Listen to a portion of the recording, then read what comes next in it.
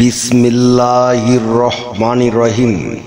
বিশ্ব আধ্যাত্মিক জ্ঞান সঞ্চার দরবার শরীফের প্রতিষ্ঠাতা আমার মুর্শিদ কেবলা গাউসুল আজম শামীম আলী চিশতির দরবার হইতে আমি শাহ আলম আপনাদের সকলকে জানাই আন্তরিক শুভেচ্ছা ও অভিনন্দন।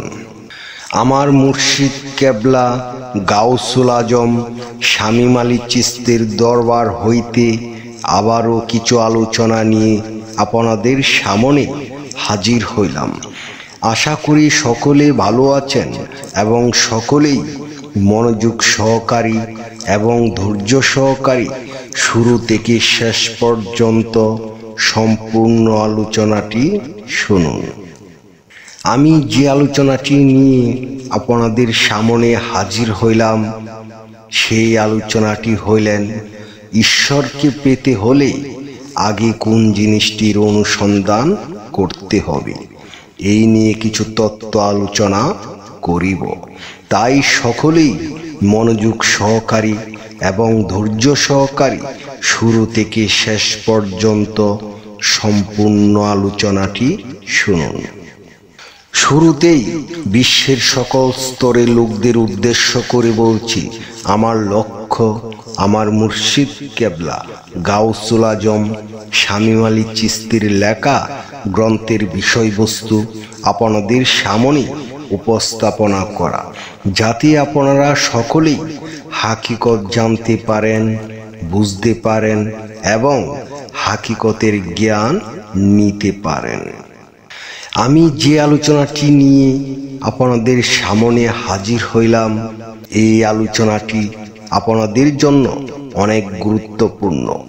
এই আলোচনার মাধ্যমে আপনারা সকলেই জানতে পারবেন ঈশ্বরকে পেতে হলে আগে কোন জিনিসটির অনুসন্ধান করতে হবে।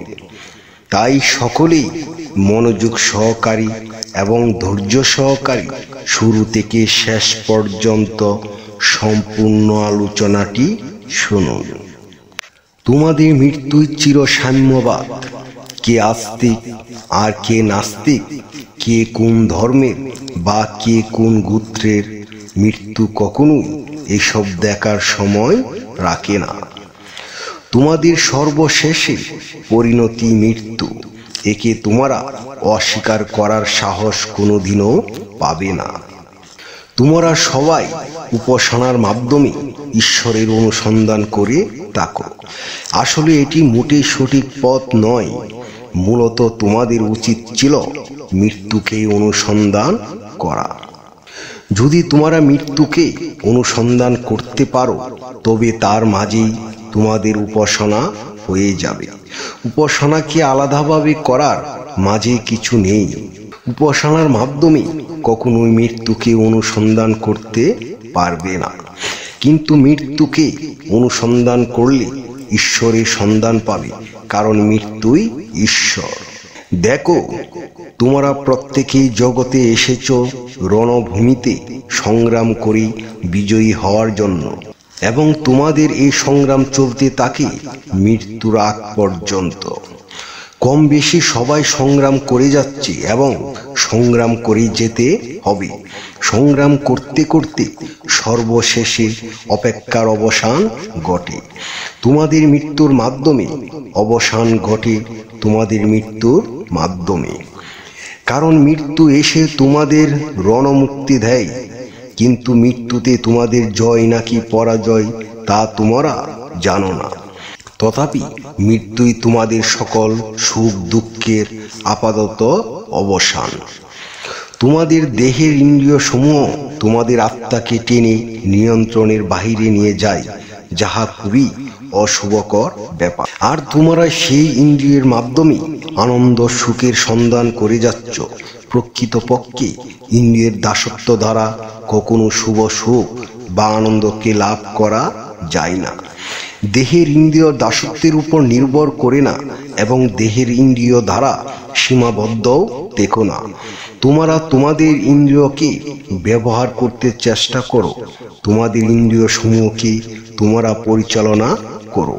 এবং সে কিভাবে তোমাদেরকে ভক্তি ভালোবাসা প্রদান করবে সেই কৌশল অবলম্বন করো। মনে রাখবে, দেহ তোমাদের শত্রু নয়, আর দেহের পূর্ণতা পায় ইন্দ্রিয়াদির দ্বারা। তাই ইন্দ্রিয় সমূহ তোমাদের শত্রু নয়, কারণ দেহ থাকলেই তোমরা দৃশ্যমান এবং দেহের ইন্দ্রিয় তোমাদের দেহকে পূর্ণতা দেয়। আর দেহ না থাকলে তোমাদের এই রণভূমিতে জয় পরাজয় থাকে না। তোমাদের যা কিছু করার তা এই দেহের মাধ্যমে করতে হবে। তোমরা দেহ থেকে আলাদা হয়ে গেলে তোমাদের আর কিছু করার সুযোগ থাকবে না।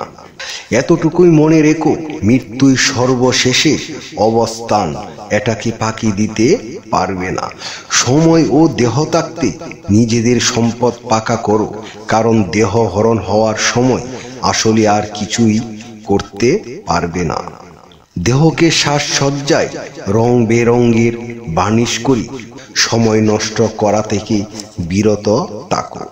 দেহ দ্বারা তোমাদের সম্পদ পাকা করো, একে দিয়ে তোমাদের প্রকৃত তুমি কে প্রকাশিত করাও। মৃত্যুর পরে আর এই দেহ তোমাদের থাকবে না এবং দেহতেও তোমরা থাকার ক্ষমতা পাবে না, কারণ তোমাদের দেহ এই জগতের সম্পদ এবং তোমরা মৃত্যুর পরপরই জগৎ তার সম্পদ বুঝে নিবেন। তখন তোমাদের দেহ এই জগতে মিশে যাবে। এই দেহটি তোমাদের বাহক, এর দ্বারা তোমরা সাময়িক ভ্রমণ করতে সুযোগ পেয়েছ। এটাকে সঠিক কাজে ব্যবহার করো। তোমাদের ঈশ্বরকে অনুসন্ধানের জন্য ধর্মীয় উপাসনা করা অবান্তর বলে আমি শাহ আলম মনে করছি। ঈশ্বরে অনুসন্ধান করার জন্য তোমরা তোমাদের মৃত্যুকে অনুসন্ধান করো, এটাই সঠিক পথ। কারণ এই মৃত্যুকেই কেন্দ্র করে যত সব ধর্ম মতবাদের আবিষ্কার হয়েছে। তোমরা অমর হলে এসব কিছুই পেতে না। মৃত্যু আছে বলে এসব এসেছে। ঈশ্বর আছে কিবা নেই তার উত্তর তোমরা মৃত্যুকে অনুসন্ধানকালে পেয়ে যাবে।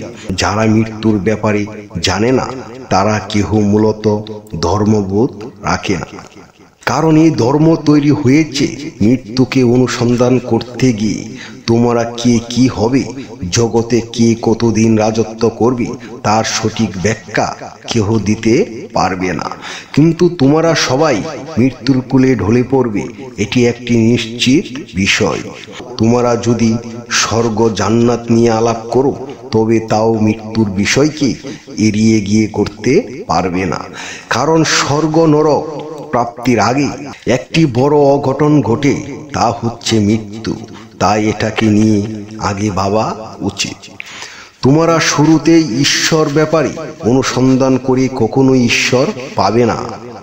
ঈশ্বর পেতে হলে আগে মৃত্যুর ব্যাপারে অনুসন্ধান করে মৃত্যুকে উপলব্ধি করতে হবে, কারণ মৃত্যুই ঈশ্বর। আমি যে আলোচনাটি আপনাদের সামনে করেছি, এই আলোচনাটি আপনাদের কাছে কতটুকু ভালো লেগেছে? যদি ভালো লেগে থাকে তাহলে আমাদের এই চ্যানেলটি সাবস্ক্রাইব করে দিবেন।